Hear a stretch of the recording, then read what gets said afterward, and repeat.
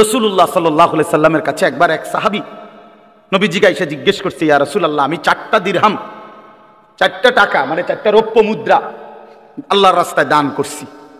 একটা একজন এতিম গরিবকে দিছি, একটা একজন বিধবা নারীকে দিছি, একটা আল্লাহর রাস্তার মুজাহিদকে দিছি, একটা আমার আপন আত্মীয় দুর্বল তাকে দিছি।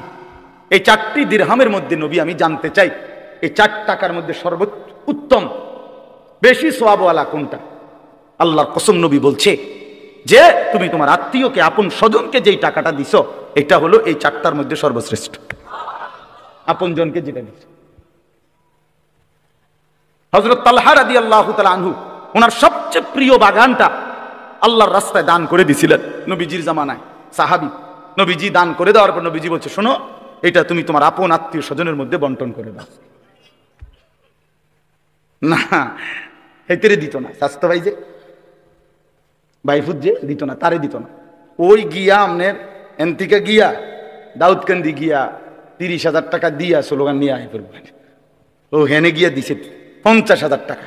জনাব অমুক 50,000 মার হাবা, আবারে মার। হ্যাঁ হ্যাঁ, ওইখান থেকে স্লোগান নিয়ে আসছে, কিন্তু এই আপন জনকে 500টা টাকা দিবেন। এই অনেক মানুষের এই বদ অভ্যাস আছে। হ্যাঁ, এটা জরুরি মিয়া, আত্মীয়ের হক আদায় করা। ওই যে মৌলানা এখন বললেন, রিজিকের বৃদ্ধির জন্য এটা একটা আমল গুরুত্বপূর্ণ। হায়াতের বৃদ্ধির জন্য, জীবন সুন্দর হওয়া, জীবন হায়াত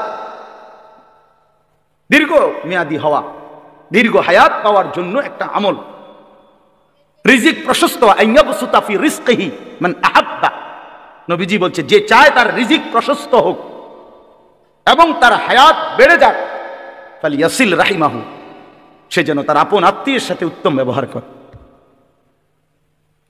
এটা তার রিজিক বাড়াবে।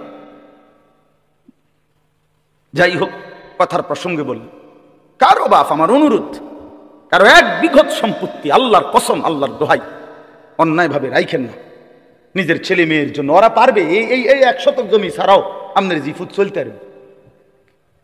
এই 1 শতক জমি মিথ্যা করে নিয়া নিজের আখিরাত বরবাদ করলেন, ওদেরকেও বরবাদ করে দিলেন। একেবারে বুখারীর হাদিস, নবী সাল্লাল্লাহু আলাইহি সাল্লাম বলছেন, মান আখাযা শিবরাম মিনাল আরদ, যে জুলমান, যে অন্যায় ভাবে কারো 1 বিঘত, শিবরান মানে 1 বিঘত, এই যে 1 বিঘত বুঝেন না, 1 বিঘত